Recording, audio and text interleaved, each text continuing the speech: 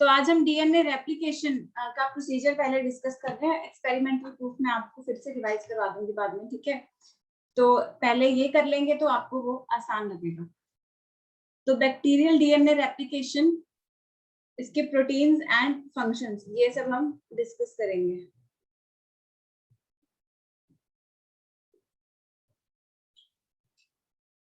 ये वाले जो एंजाइम्स हैं, इसका पहला टॉपिक यही आता है, ठीक है। जो ये एंजाइम्स हैं, सबसे पहले जैसे कि मैं आपको ये बता दूं कि डीएनए रेप्लिकेशन के लिए हम टर्म यूज करते हैं ऑटो कैटालाइसिस, ठीक है। तो क्या टर्म यूज करते हैं हम टर्म यूज करते हैं इसके लिए ऑटो कैटालाइसिस।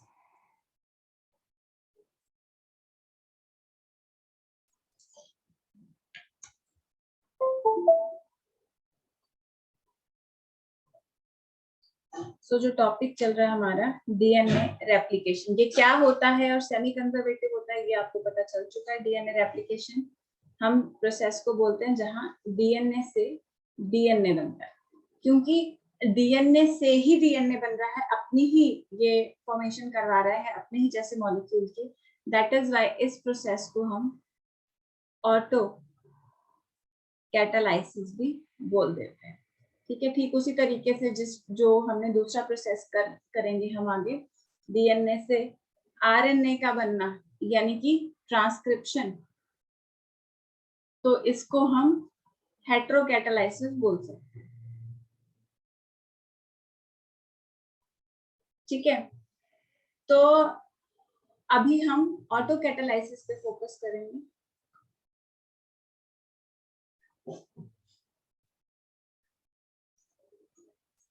यानी कि डीएनए रेप्लिकेशन के प्रोसीजर को हम डिस्कस करेंगे। सबसे पहला चीज इसमें जो आता है, वही मैं हैंड रिटन लिखूं और वही चीज यहाँ पे ऑलरेडी मेंशन्ड है कि सबसे पहली जो चीज इसमें आती है वो है एंजाइम्स यूज्ड, ठीक है। एंजाइम्स टॉपिक लिखते हैं हम लोग। जो सबसे पहला टॉपिक हम लोग इसमें लिखते हैं वो हम लिखते हैं कि इसमें कौन से एंजाइम्स, आप इस तरीके से हेडिंग लिखेंगे, ठीक है, एंजाइम्स।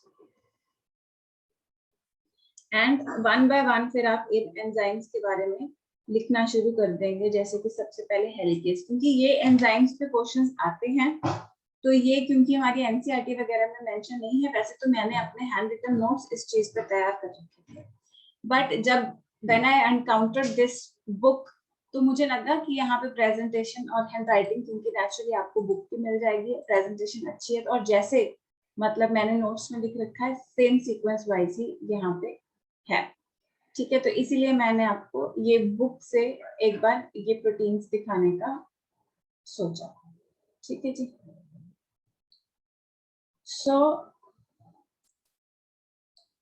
यहाँ पे सबसे पहला जो प्रोटीन है,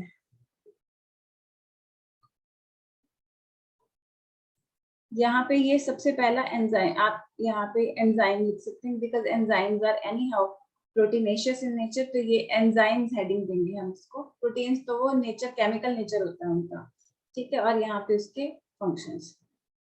तो सबसे पहला एंजाइम है हेलिकेज। अब डीएनए डबल स्ट्रैंडेड स्ट्रक्चर है, जैसे कि यहाँ पे आप देख सकते हो। तो सबसे पहला स्टेप जो होगा वो इसको अनबाइंड करने का होगा, if it is like this, इसको खोलने का होगा। अब पूरा का पूरा डीएनए एक साथ नहीं खुलेगा, ठीक है। If it is like this, तो ये पूरा का पूरा नहीं खुलेगा, पहले जैसे यहाँ तक बाउंड रहा, इतना खुल गया, ठीक है। For example it was like this. So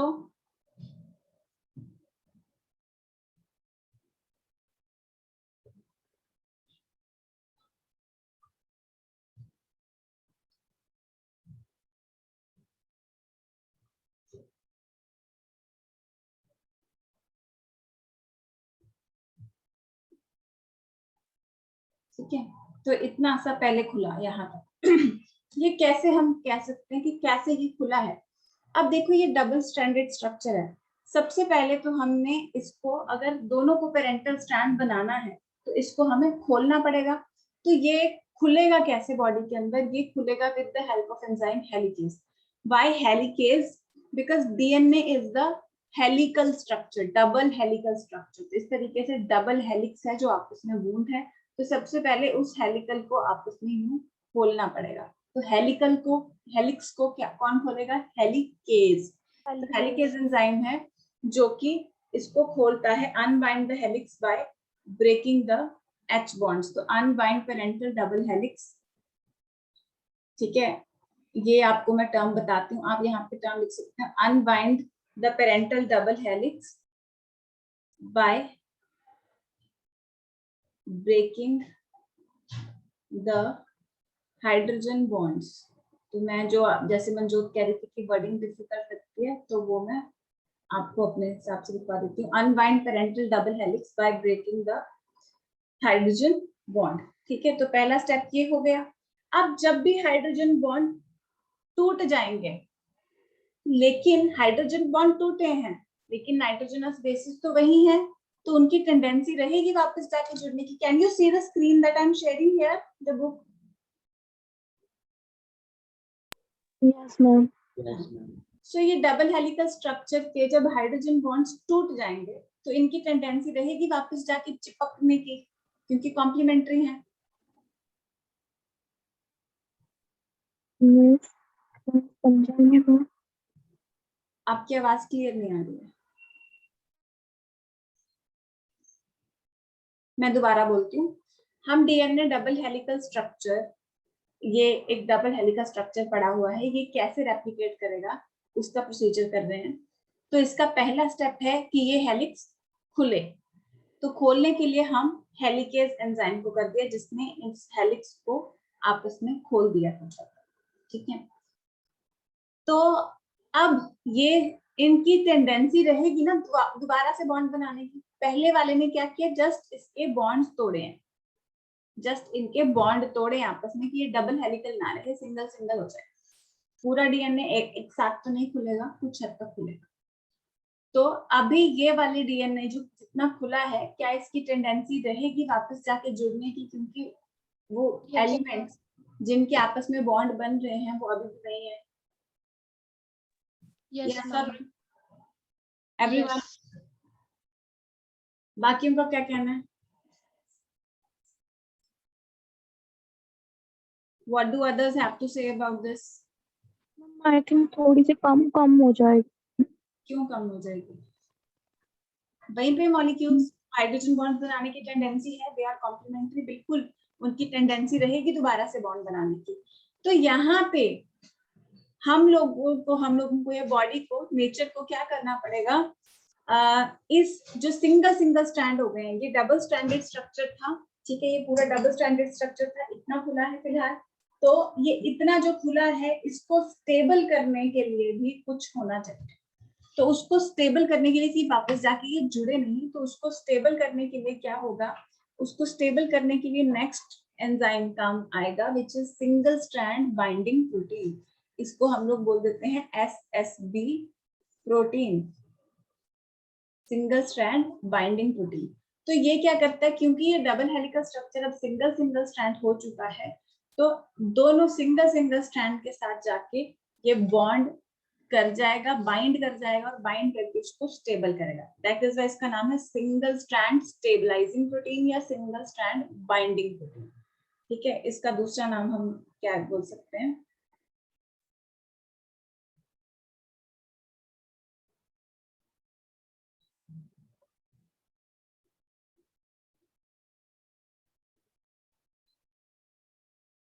single strand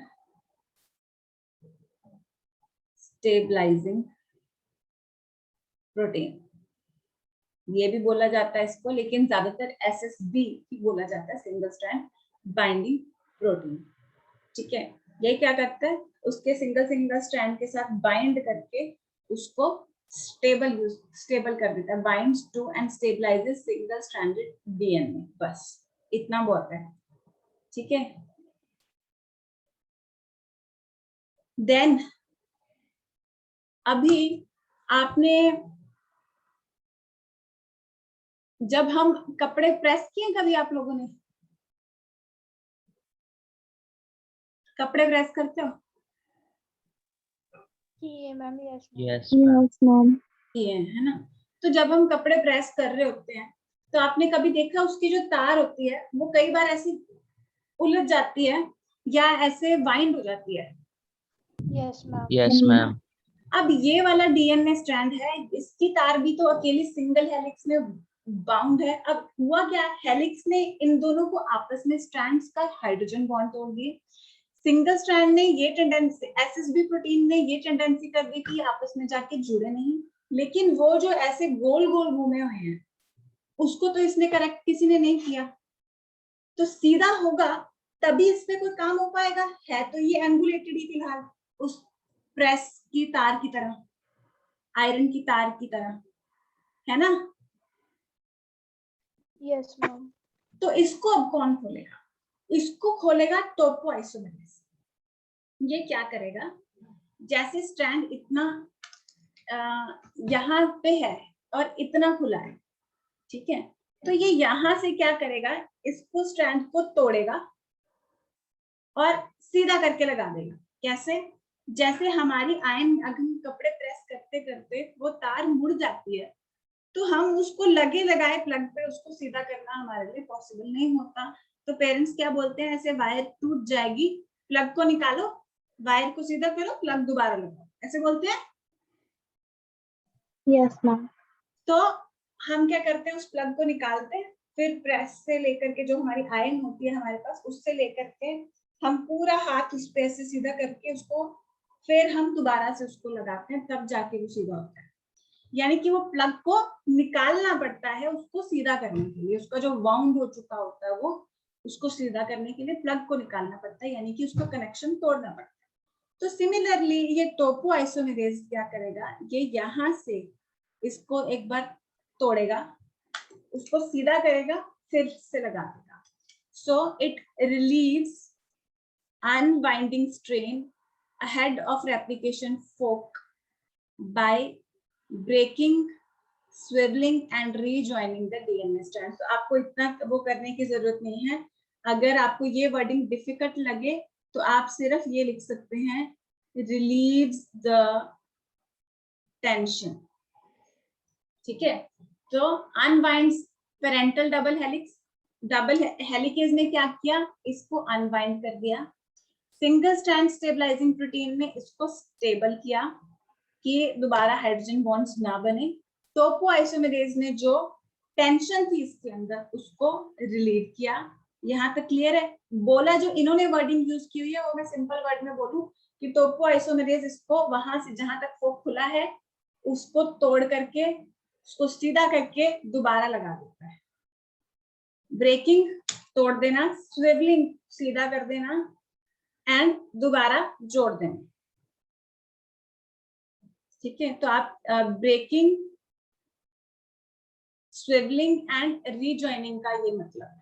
तो अगर आपको ये वर्डिंग डिफिकल्ट लगती है सो आप जस्ट रिलीव्स द टेंशन या रिलीव्स द ओवरवाइंडिंग स्ट्रेन, तो you can use this word and this word, ठीक है। अगर आपको ये वर्डिंग डिफिकल्ट लगती है, अदरवाइज ये डिफिकल्ट कुछ है नहीं है, आपने एक जस्ट ये है। बाकी ब्रेकिंग और रीजॉइनिंग का आपको मतलब पता होगा। स्विवलिंग में कुछ बच्चों को हो सकती है प्रॉब्लम, तो वो आपको नई टर्मिनोलॉजी आती है, ठीक है। तो ये भी बेहतर है, ठीक है जी।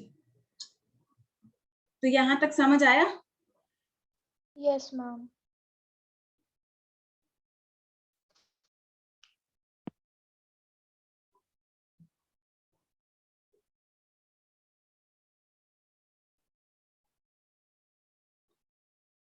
ठीक है।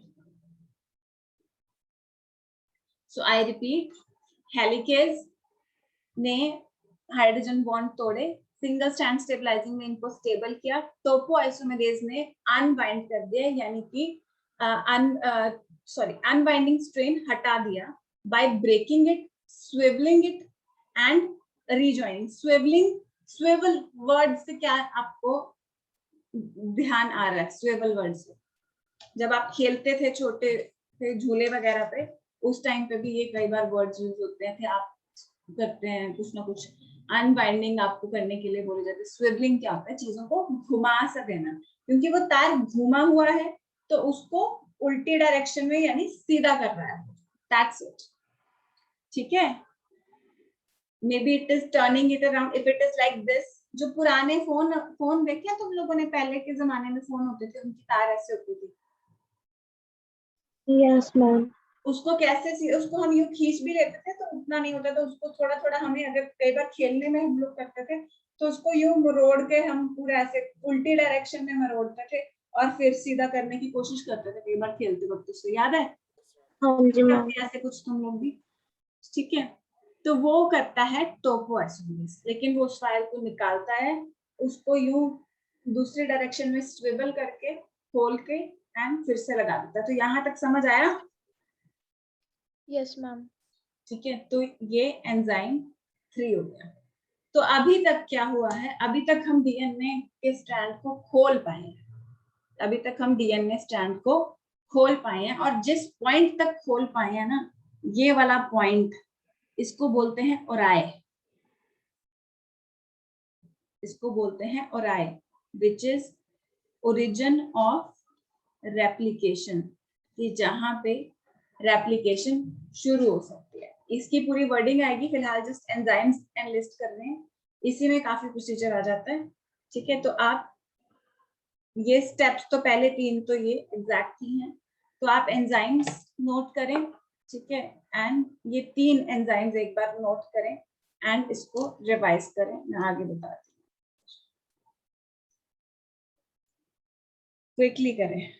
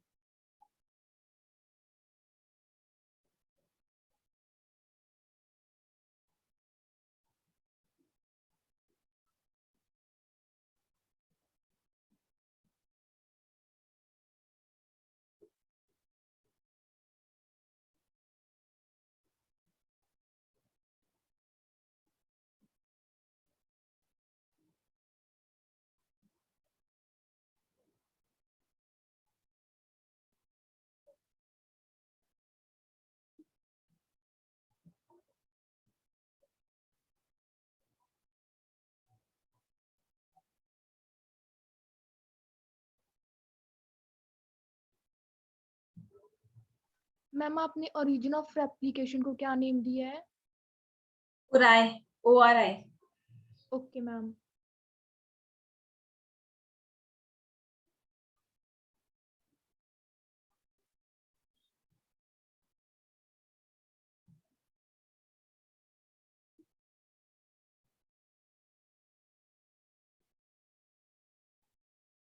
मैम हो गया। बाकी लोगों का हो गया।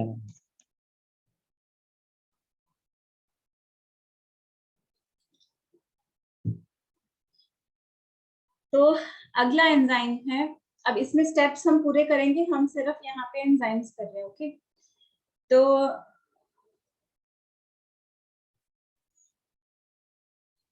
प्राइमेज, प्राइमेज होता है प्राइमर।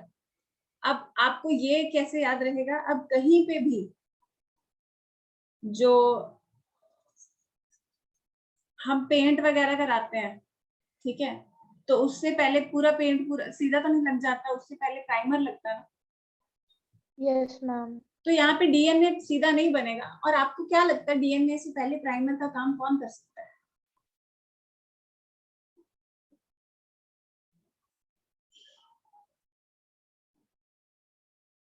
कौन कर सकता है? उसका रिश्तेदार। आरएनए। RNA, absolutely. तो यहाँ तक हमारा ये खुल चुका है। तो डीएनए इतने इतने पोर्शन में पहले डीएनए बनेगा, लेकिन उसके बनने से पहले यहाँ पे क्या होगा, अब डीएनए स्ट्रैंड्स कैसे होते हैं?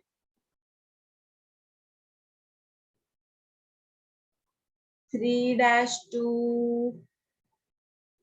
5' और 3' to 5'। ठीक है, तो यहाँ पे पहले प्राइमर लगेगा, और प्राइमर डीएनए का जो फॉर्मेशन होना होता है, प्राइमर कहाँ लगेगा, यहाँ लगेगा या यहाँ लगेगा? प्राइमर वहां लगेगा जहां से डीएनए की न्यूक्लियोटाइड्स ऐड होने शुरू होंगे। तो डीएनए का खुद का ग्रोथ कौन से डायरेक्शन में? हम लोगों ने बॉन्ड देखा कि बॉन्ड जो है डीएनए के कुछ ऐसे बनते हैं,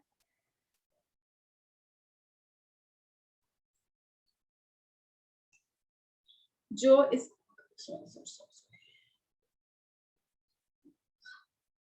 जो इसका बॉन्ड होता है वो कैसे बनता है? डीएनए का डबल स्ट्रैंड हम देखते हैं।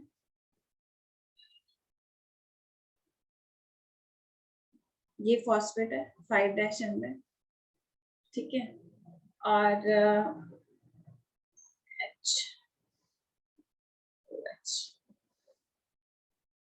Carbon fourth, carbon third carbon, ठीक है जी। और ये बेस होता है यहाँ पे कोई भी। तो अब मुझे इसके साथ में एक और न्यूक्लियोटाइड ऐड करना है, तो इसके ऊपर ऐड करना होगा या इसके नीचे?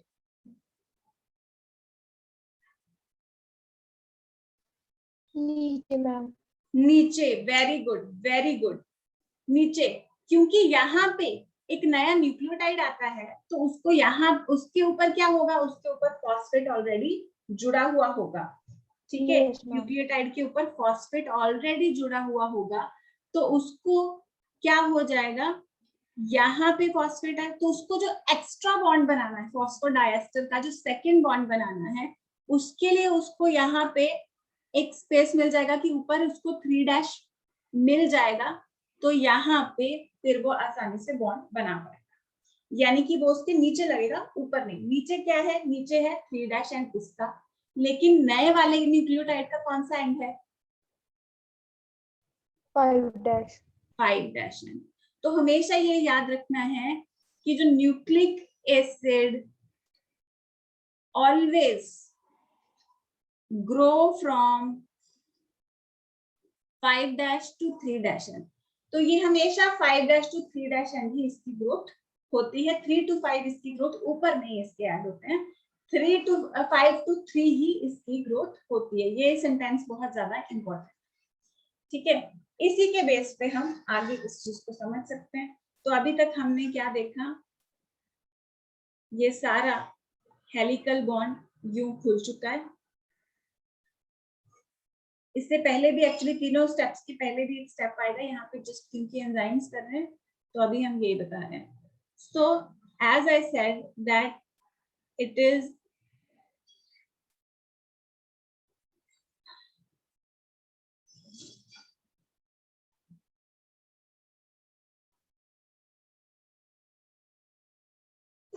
ठीक है। तो प्राइमर जो होगा ऐड, क्योंकि इसका डायरेक्शन 5 to 3 हो सकता है, सो स्ट्रैंड के 3' एंड की तरफ, क्योंकि तो यहाँ पे प्राइमर लगेगा। क्यों यहाँ पे प्राइमर लगेगा, इधर क्यों नहीं लगेगा? मैंने तो ग्रोथ कहा है कि 5 to 3 होती है, तो 5' एंड पे प्राइमर क्यों नहीं लगेगा? क्योंकि वो 5' और 3' से ही जाता है, मतलब ऑपोजिट नहीं है। बिल्कुल, क्योंकि जो डबल स्टैंडर्ड स्ट्रक्चर होता है वहां पे 5' to 3' 5' to 3' ये एंटी पैरेलल है। तो अगर ये इसका 3' है तो नए स्टैंड का 5' इधर होगा, और इसका 5' to 3' इसका 3' इधर है तो नए स्टैंड का 5' इधर होगा। दैट इज व्हाई जो प्राइमर है वो यहाँ पे लग जाएगा। प्राइमर को यहाँ पे लगाने के लिए यहाँ पे एंजाइम यूज हो रहा है, प्राइमेज। तो यहाँ पे है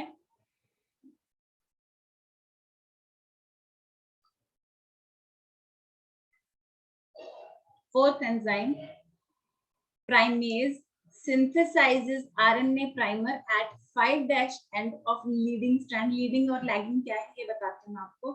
So ये 5' end पे बस आप यहाँ करें, synthesizes RNA primer at 5' end of 5' end of new strand.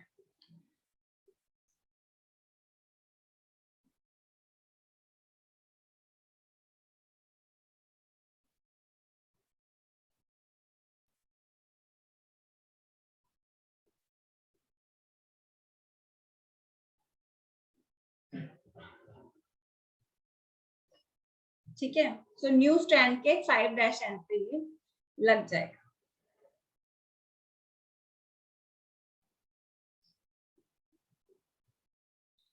Clear हो गया? प्राइमर यहाँ पे ऐड हो जाएगा। प्राइमेज है यानी, लेकिन यहाँ पे ज्यादातर एज वहां पे यूज होता है जहाँ पे चीजें डाइजेस्ट हो रही हैं, लेकिन यहाँ पे ये प्राइमर ऐड हो रहा है, तो ये जरा ध्यान रखना आप लोग। Clear? Yes yes ma'am.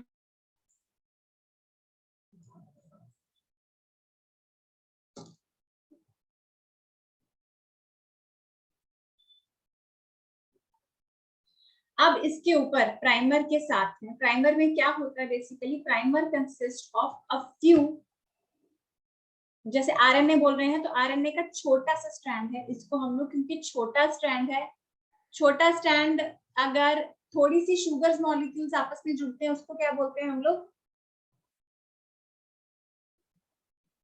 Single sugar monosaccharide, दो शुगर्स डाइसेक्राइड, थोड़े से शुगर्स जुड़ते हैं उसको क्या बोलते हैं? पॉलीसेक्राइड। पॉलीसेक्राइड। पॉली तो बहुत बड़ा हो गया, बिल्कुल 3 to 7 अगर जुड़े तो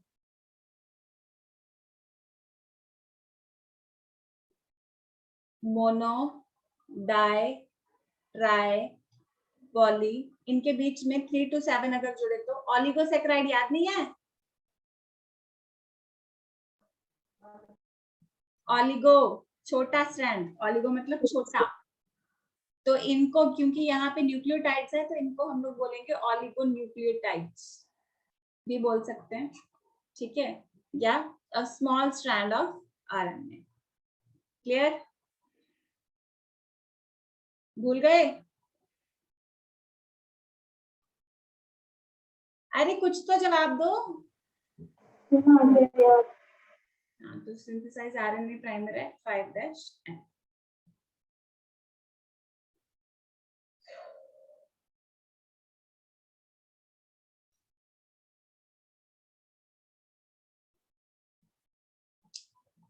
अब प्राइमर लग गया है तो प्राइमर के कुछ यानी आरएनए स्ट्रैंड्स, आरएनए के कुछ न्यूक्लियोटाइड्स लगे हैं। अब उसके नीचे आरएनए के न्यूक्लियोटाइड्स के नीचे डीएनए के न्यूक्लियोटाइड्स ऐड होना शुरू हो जाएंगे। तो डीएनए का आगे बनना है पॉलीमर, तो डीएनए का पॉलीमर आगे बनने के लिए क्या होगा, डीएनए पॉलीमरेज इस्तेमाल होगा। डीएनए पॉलीमरेज, लेकिन यहाँ पे हम DNA polymerase 3 and DNA polymerase 1 ये अलग अलग तरह का कर रहे हैं। डीएनए पॉलीमरेज डीएनए पॉलीमरेज 3 होता है जो मेन एंजाइम अभी एक्ट करेगा। डीएनए पॉलीमरेज 3 का क्या काम होता है, इसी आरएनए के कुछ मॉलिक्यूल्स के साथ में डीएनए के न्यूक्लियोटाइड्स आगे ऐड करना। जैसे यहाँ पे आरएनए स्ट्रैंड्स जुड़ गए थे, तो आगे डीएनए के मॉलिक्यूल्स को इसके साथ में ऐड करना काम होगा किसका, डीएनए पॉलीमरेज 1 का। तो अब मुझे एक बात देखो तुम लोग कि ये वाले डीएनए को सीधा बनना है यहाँ तक और ये वाले को यहाँ तक, ठीक है। तो यहाँ पे ये डीएनए ऐसे बन जाएगा। तो यहाँ पे कौन कौन से एंजाइम्स अभी हमने किए, प्राइमेस, और डीएनए को किसने बनाया, डीएनए पॉलीमरेज। कौन से वाले डीएनए पॉलीमरेज ने, 3 वाले ने ये वाले न्यूक्लियोटाइड्स इसमें ऐड किए हैं। तो यहाँ पे क्या हो जाएगा, कुछ न्यूक्लियोटाइड्स इसके आके ऐड हो जाएंगे। इतना क्लियर हुआ या नहीं हुआ? प्रोसेस थोड़ा थोड़ा बता रही हूँ, साथ में मेन एंजाइम्स हम लोग यहाँ पे डिस्कस कर रहे हैं और साथ साथ में प्रोसेस, हल्का हल्का प्रोसेस, मेन एंजाइम्स डिस्कस कर रहे हैं। समझ आ रहा है कि नहीं आ रहा है डीएनए पॉलीमरेज क्या करता है?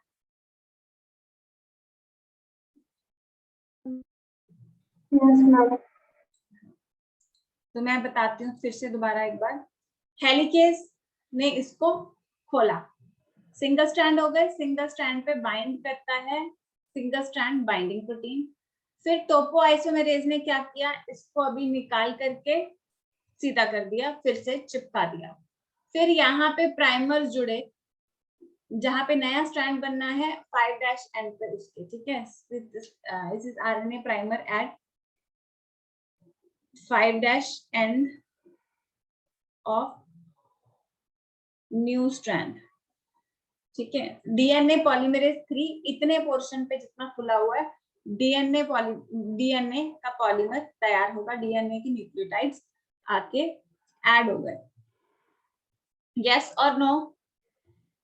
Yes ma'am. तो आगे अभी प्राइमर है, अभी होगा एक्चुअली इसमें क्या होता है मैं आपको बताती हूँ। तो पहले इतना डीएनए तैयार हो गया हमारे पास, ठीक है। तो इतना डीएनए तैयार हो गया। अभी डीएनए क्या आगे नहीं खुलेगा, खुलेगा ना। डीएनए पहले यहाँ पे और आए था, तो और आए तक खुल गया। अभी डीएनए और भी खुलेगा, अभी यहाँ तक सपोज करो खुल गया,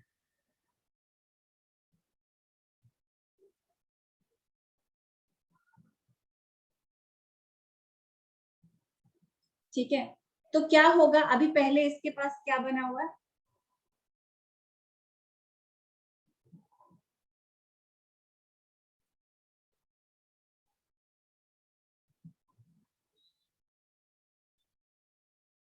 यहाँ पे आरएनए के कुछ न्यूक्लियोटाइड्स थे, पीछे डीएनए के लग गए, और यहाँ पे आरएनए के कुछ न्यूक्लियोटाइड्स थे, पीछे डीएनए के लग गए। तो यहाँ तक ये बना हुआ था।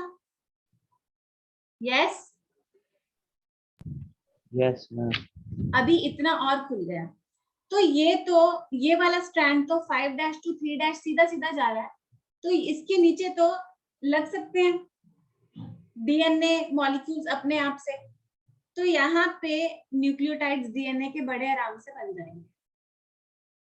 लेकिन ये वाला स्ट्रैंड आपने नोटिस किया 5' to 3' इधर ग्रो किया है,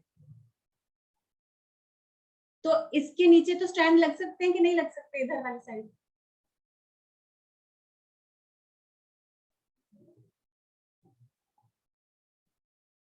डीएनए की न्यूक्लियोटाइड्स इस तरफ है,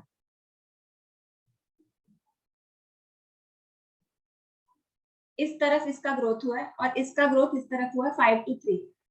न्यू स्ट्रैंड की बात कर रहे हैं हम, ओल्ड स्ट्रैंड की तो ये डायमेंशंस हैं। तो मैं अकेला न्यू स्ट्रैंड अगर बनाऊं तो ऊपर का न्यू स्ट्रैंड 5 to 3 सीधा बना है और नीचे का जो न्यू स्ट्रैंड है वो 3 to 5 इस तरफ बना है। तो अब अगर ये खुल गया तो 5 to 3 ये तो सीधा सीधा चला जाएगा, लेकिन इसका ग्रोथ तो इस तरफ हो रहा है, 5 to 3 इसका इस तरफ है, तो पीछे की तरफ ग्रोथ नहीं हो सकता ना, No, ma'am. नहीं हो सकता। तो क्या होगा फिर, ये स्टैंड खाली पड़ा रहेगा? नहीं, यहाँ पे फिर एक नया प्राइमर ऐड होगा, फिर से प्राइमेज एंजाइम इस पे एक्ट करेगा और फिर से यहाँ पे डीएनए बनेगा। डीएनए ये वाला पार्ट यहाँ पे जुड़ेगा नहीं, देखो यहाँ पे एक टुकड़ा इधर तैयार हो गया और एक टुकड़ा डीएनए का इधर तैयार हो गया। समझ आई? Yes, ma'am. किसी को नहीं आई तो यही पूछ लो, फिर आगे दिक्कत आएगी। हम रिपीट कर डीएनए स्टैंड पहले यहाँ तक खुला था, पहला और आया, ठीक है। न्यू स्ट्रैंड के 5' की तरफ, यानी कि पेरेंटल स्ट्रैंड के 3' की, आई रिपीट, पेरेंटल स्ट्रैंड के 3' की तरफ एंड न्यू स्ट्रैंड के 5' की तरफ इसके प्राइमर ऐड हो जाएंगे, यानी कि ऑलिगोन्यूक्लियोटाइड्स ऑफ आरएनए। थोड़े से nucleotides RNA nucleotides, ribonucleotides add हो जाएंगे। प्राइमर बन गया प्राइमेज से। फिर डीएनए पॉलीमरेज 3 से डीएनए के मॉलिक्यूल्स न्यूक्लियोटाइड्स ऐड होने शुरू हो गए एंड ग्रोथ इस तरीके से हो गया, इतने स्ट्रैंड का। अब डीएनए पूरा का पूरा कॉपी होना है, तो डीएनए अगले और आए से और खुल गया। ग्रोथ होता है सिर्फ 5 to 3, सो ग्रोथ इसका 5 to 3 ही चल रहा था, तो ये तो रेगुलर सीधा सीधा ग्रो कर गया। ये वाले स्टैंड का क्या हो गया, अब यहाँ से इस तरफ तो और ग्रोथ नहीं हो सकता, खुला है पीछे की तरफ ग्रोथ हो नहीं सकती, तो यहाँ पे नया प्राइमर ऐड हुआ, आरएनए यानी नया ऐड हुआ और उसके पीछे नया डीएनए स्ट्रैंड। Yes no?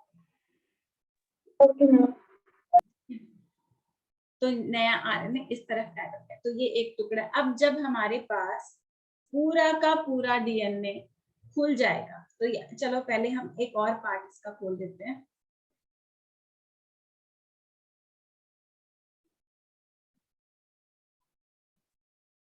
तो अब मैं आपके लिए इजी करने के लिए मैंने यहाँ पे क्लू लगाया था डीएनए को रिप्रेजेंट करने के लिए, लेकिन मैं यहाँ पे लाइट ब्लू चलो यूज कर दूंगी, ठीक है। तो यहाँ पे क्या हुआ, ये राइबोन्यूक्लियोटाइड, ये राइबोन्यूक्लियोटाइड यानी प्राइमर, ये प्राइमर, और डीएनए स्ट्रैंड्स में हम लोग let's use this to avoid any confusion from the new strand. तो ये नए स्ट्रैंड के डीऑक्सी न्यूक्लियोटाइड्स, ये सीधा सीधा ही बनता रहेगा क्योंकि इसका डायरेक्शन बड़ा कूल है 5 to 3 वाला, तो ये सीधा बनता रहेगा। यहाँ पे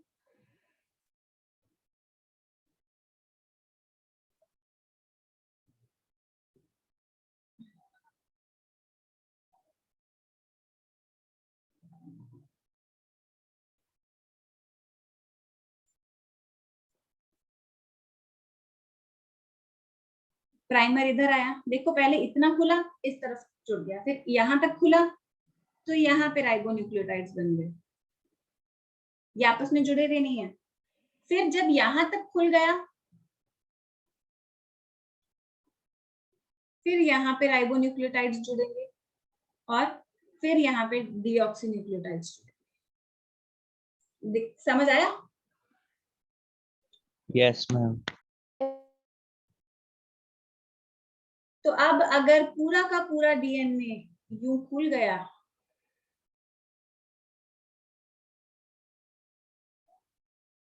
तो उसके ऊपर क्या मिलेंगे हमें, मैं अब सीधा दिखा रही हूँ। ये एक प्राइमर इस स्ट्रैंड पे मिलेगा और यहाँ पे हमें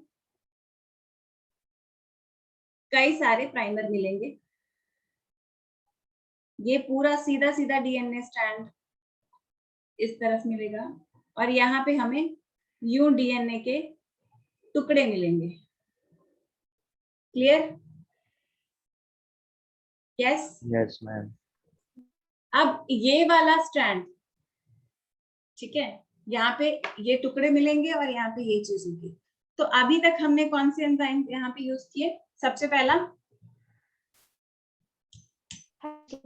Helicase, हेलिकेज, फिर single strand binding protein, single strand binding protein, फिर topoisomerase, टोपोइसोमरेज टेंशन। सीधा अब इतना हमारा स्ट्रैंड खुल गया सीधा। उसके बाद खोलने के बाद स्ट्रैंड प्राइमेस, प्राइमेज, प्राइमर लगा दिया है यहाँ पे। फिर पॉलीमरेज, कौन सा? डीएनए पॉलीमरेज, डीएनए पॉलीमरेज 3, 3, ठीक है। तो यही चीज डीएनए पॉलीमरेज 3 होने तक बन गई। क्या डीएनए पूरा तैयार है अभी? ये प्राइमर कहाँ से आ रहे हैं बीच में, और ये टुकड़ों में है।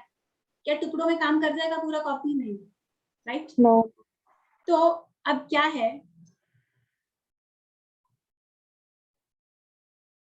5' to 3', 5' to 3', 5' to 3', 5 to 3, 5 to 3।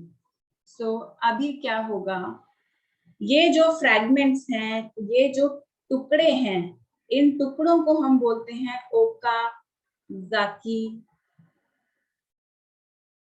Fragments, ठीक है। अब अगला, यहाँ पे डीएनए पॉलीमरेज 3 काम किया था, अभी नेक्स्ट एंजाइम आएगा डीएनए पॉलीमरेज 1। ये क्या करेगा, ये आरएनए मॉलिक्यूल्स को, जो ओलिगोन्यूक्लियोटाइड्स हैं, प्राइमर्स हैं, उनको रिमूव करके उनकी जगह पे डीएनए ये बनाएगा, ठीक है। It removes primers. प्राइमर में क्या है? आरएनए स्ट्रैंड्स छोटे छोटे, and replace them with polymerase 1, DNA. तो ये कौन करेगा? DNA polymerase 1। तो यहाँ पे अभी अगला क्या सीन दिखाई देगा हमें?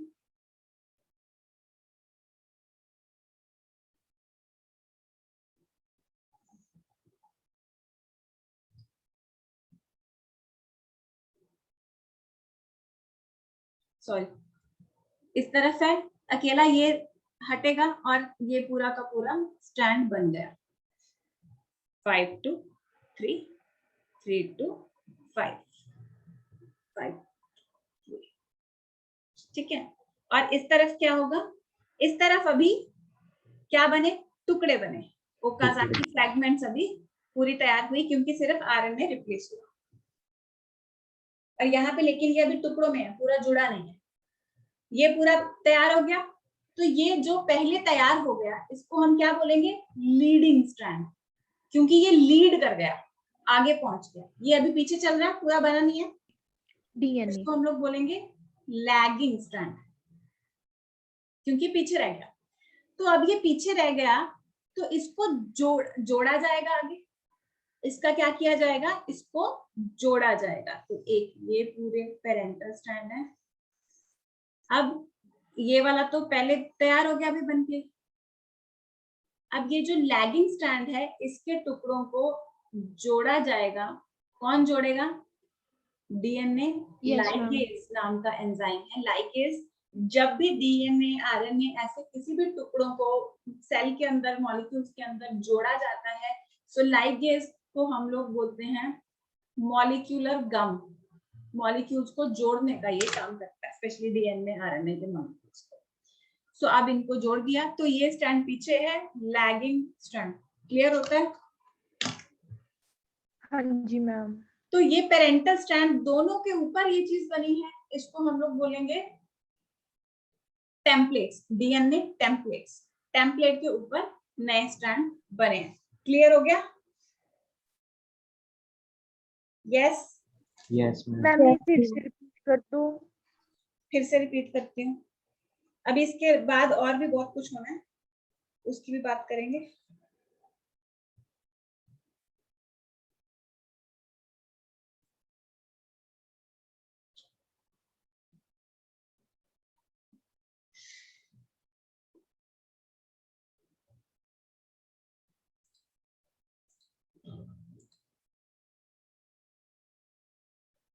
तो यहाँ पे हमारे पास क्या कुछ आता है, हेलिकेज जिसने डीएनए स्ट्रैंड को खोला, एसएसबी जिसने इनको सिंगल स्ट्रैंड को स्टेबलाइज किया, टोपोआइसोमेरेज जिसने टेंशन रिलीज की, प्राइमेज जो प्राइमर जुड़े, डीएनए पॉलीमरेज 3 प्राइमर के आगे डीएनए के न्यूक्लियोटाइड्स जुड़े, डीएनए पॉलीमरेज 1 प्राइमर हटा करके पूरा डीएनए बना, लाइगेज ओकाजाकी फ्रैगमेंट्स को जोड़ा। तो ये सारे हमारे पास एंजाइम्स आते हैं। इसके अलावा वैसे मैं आपको 2 एंजाइम्स और भी करा, यहाँ तक क्लियर हो गया सबको? Yes ma'am. यही मैंने रिपीट, बस इतना रेपिटेशन ये पूरा वो टॉपिक पूरा रिपीट करूं? मंजोत ने बोला था रिपीट करने को। मैम वो लास्ट लाइन वो टेम्पलेट वाली। हाँ, टेम्पलेट का मतलब वो होता है सरफेस एरिया जिस पे हम काम करते हैं। सो किस पे काम हो रहा है यहाँ पे? ओल्ड पेरेंटल स्ट्रैंड पे काम हो रहा है, पेरेंटल डीएनए पे काम हो रहा है। So parental DNA here is acting as template DNA. तो टेम्पलेट वर्ड यूज हो जाता है जिसके ऊपर काम हो रहा है। क्लियर? Yes ma'am. ठीक है, तो पूरा अभी हमारे पास एंजाइम्स आए हैं। इसके अलावा एंजाइम्स और कौन से आएंगे? मैं 2 एंजाइम्स आपको और लिखवाना चाहती हूँ। प्रोसेस में 1-2 और चीजें आएंगी।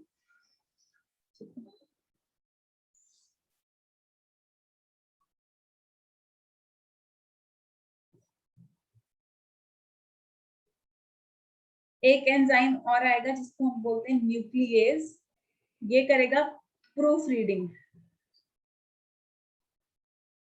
ठीक है, एक एंजाइम इसके पहले, सबसे पहले वैसे आना चाहिए, बट लिस्ट में इसको ज्यादातर ये सेकंड लास्ट या लास्ट में लिख देते हैं। उस एंजाइम को कहते हैं हम फॉस्फोराइलेज। आप चाहें तो इसको सबसे पहले लिख सकते हैं।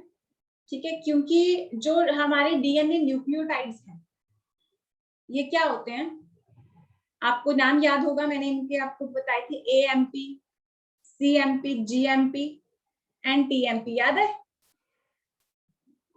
न्यूक्लियोटाइड के नाम? एटीपी का स्ट्रक्चर करवाया था बायोमोलिक्यूल्स में, बेस जुड़ गया, यहाँ पे फॉस्फेट जुड़ गया, एडेनोसिन, अगर ए है तो एडेनोसिन मोनोफॉस्फेट न्यूक्लियोटाइड का नाम होगा, एंड अगर सी है तो साइटोसिन मोनोफॉस्फेट होगा, साइटोसिन, है ना? आगे अब तो ये जो मॉलिक्यूल्स हैं ये यहाँ पे जुड़ने के लिए इनको एनर्जी चाहिए होगी, तो उसके लिए एएमपी पहले एटीपी में कन्वर्ट होगा, सीएमपी सीटीपी में, जीएमपी जीटीपी में, टीएमपी टीटीपी में। एटीपी क्या होता है? Energy molecule, energy currency. Yes ma'am. ठीक उसी तरीके से सीएमपी टीएमपी जीएमपी भी, सीटीपी जीटीपी टीटीपी भी एनर्जी मॉलिक्यूल्स का भी काम करेंगे। तो सबसे पहली चीज एंजाइम जो एक्चुअली काम करता है दैट इज फॉस्फोराइलेज। ये क्या करता है? एक्टिवेशन ऑफ न्यूक्लियोटाइड्स, न्यूक्लियोटाइड्स को एक्टिवेट करता है, एक्टिवेशन ऑफ न्यूक्लियोटाइड्स। तो ये एक्टिवेटेड न्यूक्लियोटाइड्स, ठीक है, activation of nucleotides that is their conversion into triphosphates, conversion into triphosphates. तो ये एटीपी जीटीपी सीटीपी टीटीपी बन जाएंगे। तो ये क्या करेंगे? 2 काम करेंगे, एक तो ये एनर्जी भी मिल जाएगी इनको डीएनए स्ट्रैंड बनाने की, दूसरा ये वहां का रॉ मटेरियल भी बनेंगे, वहां पे जाके जुड़ भी जाएंगे। समझ आई? Yes ma'am. ठीक है, तो अभी मैं रिपीट करती हूँ। सबसे पहला स्टेप अब क्या बन गया? एंजाइम्स की लिस्ट मैंने आपको बताई थी, जस्ट डूइंग एंजाइम का list, process we will do later. So this is the process. तो सबसे पहला प्रोसेस क्या बन गया? सबसे पहले फॉस्फोराइलेज एक्ट करके सारे मॉलिक्यूल्स को एक्टिवेट करेगा। फिर सेकेंड स्टेप क्या बनेगा? हेलिकेज एंजाइम एक्ट करेगा, खुलेगा, फिर उस पे टीटीपी एसएसबी एक्ट करेगा, एसएसबी एक्ट करके फिर टोपोआइसोमेरेज एक्ट करेगा, फिर प्राइमेज एक्ट करेगा, फिर DNA polymerase 3, DNA polymerase 1, DNA ligase, then nucleus which does proofreading. ये सारा सही हो गया? समझ आया प्रोसेस? Yes ma'am. हाँ, लिखवाने का मैं आपको सारा करवाऊंगी। एक चीज जो यहाँ पे नहीं दी है, वैसे सिलेबस में भी नहीं है, बट एक ट्विस्ट आता है कि प्रूफ रीडिंग इतने बड़े मॉलिक्यूल की जो होनी है, इतना हैवी मॉलिक्यूल यहाँ पे क्रिएट हो रहा है, तो क्या उसकी प्रूफ रीडिंग अकेला न्यूक्लियस करते बहुत रहेगा? No ma'am. तो इसका जो हम यहाँ पे बात कर रहे हैं,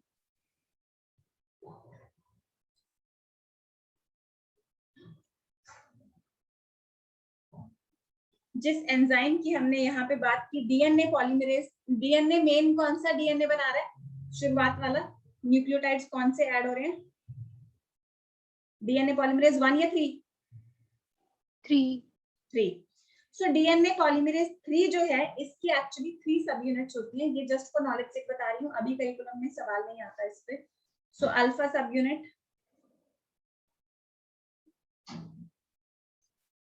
ओमेगा सब यूनिट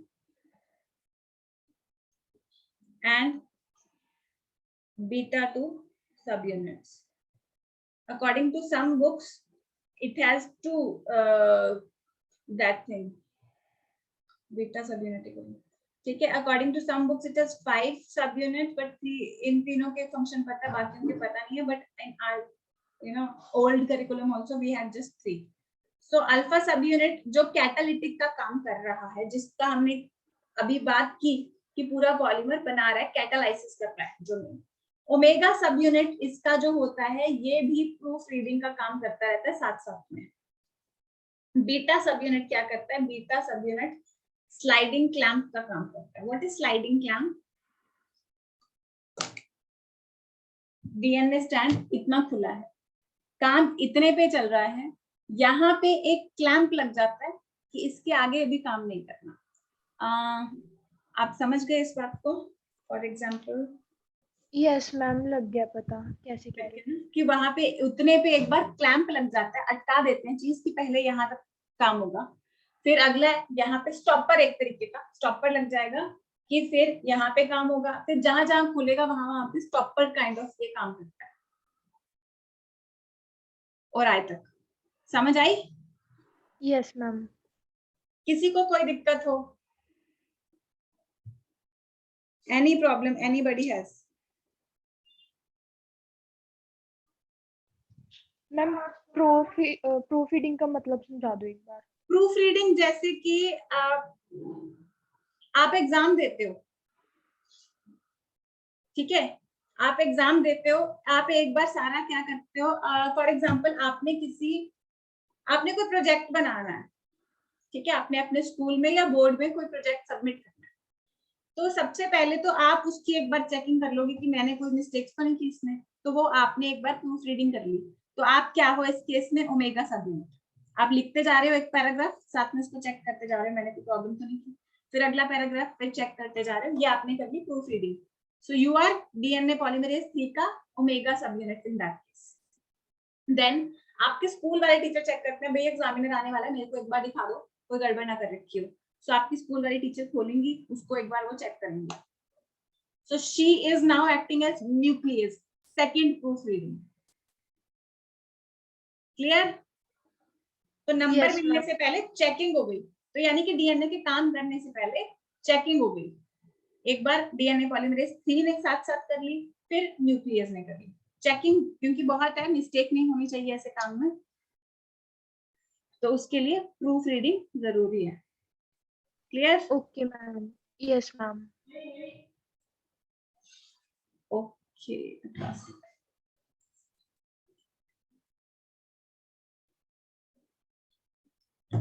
तो सारा समझ आया यहाँ तक? Yes, ma'am. तो मैं एक बार क्विकली सारा प्रोसेस करवा दूं दोबारा से।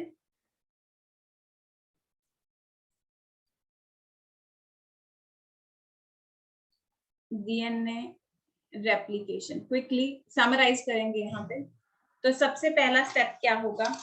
सबसे पहला स्टेप होगा activation of nucleotides. Activation of nucleotides में एंजाइम यहाँ पे कौन सा काम करेगा?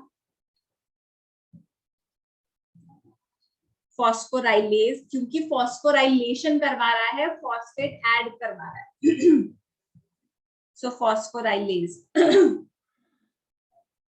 इसमें AMP, CMP, GMP and TMP,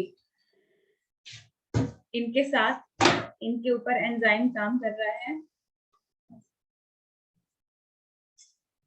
phosphorylase and 2 inorganic phosphate add हो रहे हैं। सिमिलर केस यहाँ पे फॉस्फोराइलेज फॉस्फोराइलेज फॉस्फोराइलेज, ये सेम एंजाइम काम करेगा एंड ये कन्वर्ट हो रहे हैं इनटू ATP, TTP,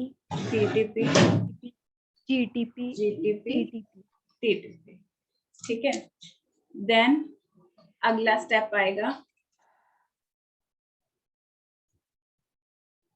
अगले स्टेप में काम हो रहा है ओपनिंग ऑफ DNA हेलिक्स। तो हमने ब्रॉडली डिस्कस किया था वहां पे, अभी हम थोड़ा डिटेल कर रहे हैं। तो सबसे पहले क्या होगा, रिकॉग्निशन ऑफ, कहां तक खुलना है, और आई तक। तो ओराई साइट का रिकॉग्निशन होगा। Where, what is ori site, from where, origin of replication, origin of replication, from where replication starts। तो आप पूरा लिख सकते हैं, origin of replication को ओराई बोलते हैं। देन यहाँ पे अगला पॉइंट क्या आएगा,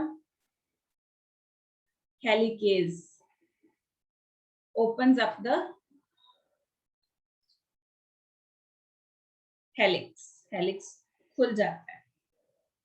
देन इस पे काम करेंगे topoisomerase and SSB protein. SSB पहले लिखेंगे, सॉरी, SSB एंड टोपोआइसोमेरेज। ठीक है, तो SSB एंड टोपोआइसोमेरेज में क्या हो गया, अगर तो ये हमारा वाला DNA तो इस तरीके से खुल जाएगा, इसको हम लोग बोलेंगे रेप्लिकेशन फोर्क। अगर ये बैक्टीरियल सर्कुलर DNA प्लाज्मिड है तो वो प्लाज्मिड भी डबल स्ट्रैंडेड होता है। yes ma'am.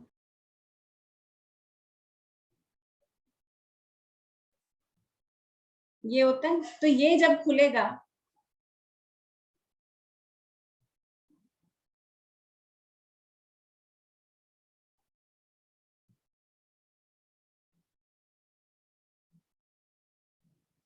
तो ये तो रेप्लिकेशन फोर्क था, लेकिन ये खुला तो रेप्लिकेशन फोर्क बना, ये खुला तो ये क्या बना, रेप्लिकेशन बबल। ठीक है, तो ये बन गया रेप्लिकेशन बबल। समझ आया, ये जस्ट नाम करना है इसका, आपको हमारे सिलेबस में यही है, इसका जस्ट नाम आपको बताया। ठीक है, तो ये खुल गया। अभी इसमें ऐड होगा अगला, कौन से नंबर पे आ गए हम लोग, 2, 3 पे।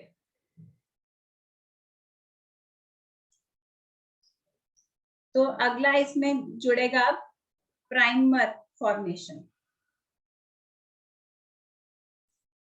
इसको हम लोग बोलेंगे, या तो एंजाइम जो है, एंजाइम के यहाँ पे 2 नाम हो सकते हैं। कौन से, एक तो प्राइमेज, क्योंकि प्राइमर फॉर्मेशन हो रहा है। दूसरा प्राइमर है क्या, RNA। किसके ऊपर बन रहा है, DNA के ऊपर, तो नाम आ सकता है DNA डिपेंडेंट, क्योंकि DNA के ऊपर है। DNA dependent RNA polymerase, DNA के ऊपर RNA का पॉलीमर बन रहा है, सो DNA डिपेंडेंट RNA पॉलीमरेज। ठीक है, डायग्राम यहाँ पे आप वो प्राइमर वाली बनाएंगे, यहाँ पे आप प्राइमर वाली जो डायग्राम हम लोगों ने ड्रॉ किया,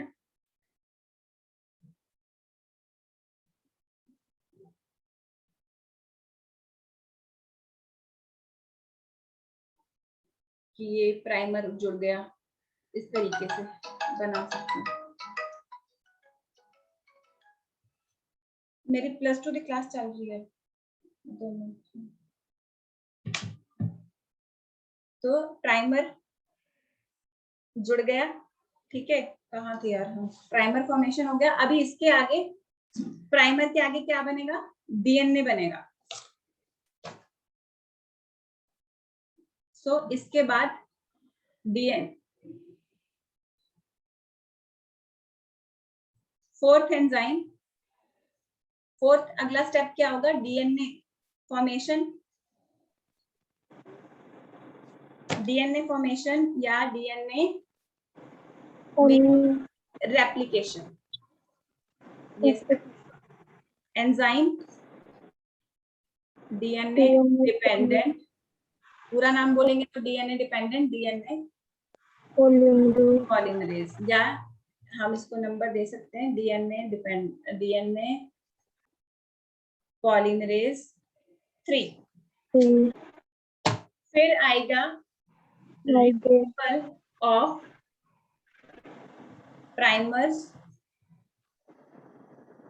removal of primers and replacement with DNA segments। ठीक है, सो ये काम कौन करेगा, डीएनए पॉलीमरेज। ठीक है, तो ये बन गया। उसके बाद आएगी प्रूफ रीडिंग। तो यहाँ पे क्या क्या कुछ हो जाएगा इस पर्टिकुलर प्लेस पे,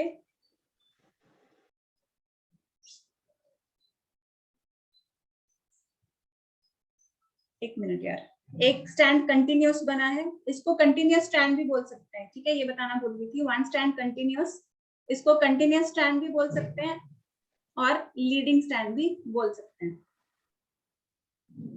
continuous stand and leading stand. Other discontinuous strand जो टुकड़ों में बन रहा है, लैगिंग स्ट्रैंड।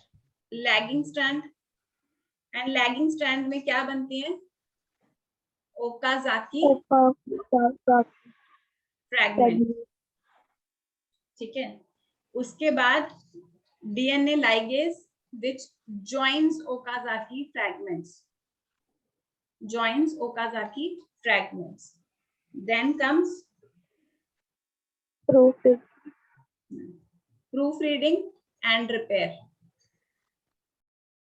proofreading या repair जो भी होना है, ये कौन करेगा, ये दो लोग करेंगे, ओमेगा सब unit of DNA polymerase 3 and nuclease। clear? clear? Yes, ma'am. तो यहाँ पे क्वेश्चन क्या बनते हैं, अगर आपको पेरेंटल स्टैंड का पूछा जाए, अगर आपको ये in which direction the strand goes 5 to 3, so on, अगर क्वेश्चन इस तरीके से आए, on which stand do we get, कौन से स्टैंड पे, यानी पूछा किसके बारे में जा रहा है, पेरेंटल स्टैंड के बारे में। On which stand we get leading stand, leading stand खुद ग्रो करेगा 5 to 3, तो कौन से वाले, तो पेरेंटल स्टैंड का होगा, लीडिंग खुद ग्रो कर रहा है 5 to 3, तो आंसर लीडिंग स्टैंड हमें कौन से स्टैंड पे मिलेगा, पेरेंटल स्टैंड पे मैम। हाँ, पेरेंटल स्टैंड पे तो दोनों ही होंगे ना बेटा। लीडिंग स्टैंड 5 to 3 पे मिलेगा क्या 3 to 5, खुद ये ग्रो कर रहा है 5 to 3। 5 to 3। पेरेंटल स्टैंड की क्या कॉन्फ़िगरेशन होगी यहाँ पे, 3 5। 3 to 5। ठीक है, तो on which stand do we get lagging stand, lagging stand वाले की पेरेंटल स्टैंड की कॉन्फ़िगरेशन होगी 5 to 3। समझ आया, आया कि नहीं आया? Yes, Yes, ma'am. ma'am. And DNA replication is semi-conservative Semi-conservative nature। Clear? तो ये हमारे इसके प्रोसेस की बात हो रही है कि ये प्रोसेस हमारा डीएनए रेप्लिकेशन का प्रोसीजर हम कंप्लीट कर चुके हैं। समझ आ गया? Yes, ma'am. ठीक है, तो मैं अभी क्लास एंड करती हूँ, आपको ये मैं व्हाट्सएप पे भेज दूंगी। और हर्षिता भी देखो नए ग्रुप में हर्षिता ऐड नहीं हुई है और कुछ लोग ऐड नहीं हुए हैं। ठीक है, जो लोग नए ग्रुप में ऐड नहीं हुए हैं वो लक्ष्य को इंडिविजुअली मैसेज कर दें प्लीज। ठीक है, ग्रुप में नहीं करें। लक्ष्य को इंडिविजुअली कर दें जो नए ग्रुप में ऐड नहीं हुए हैं। तो वहां पे मैं +1 की क्लास है मेरी अभी, तो वो ले करके फिर मैं आपको सेंड कर दूंगी ये वाला। ओके, सभी पार्टिसिपेंट्स एडमिन है मैम। सभी पार्टिसिपेंट्स मेन है ग्रुप में। नए ग्रुप में हैं। Yes. Okay then it's okay. So फिर मैं इस वाले ग्रुप में आपको शेयर करती हूँ ये सारा, ठीक है बेटा, आफ्टर टेकिंग माय +1 क्लास। अभी मेरी +1 की क्लास है, फिर आपसे शेयर करती हूँ। ओके बेटा, that's all with this lecture. All the best. Bye ma'am. Bye बेटा।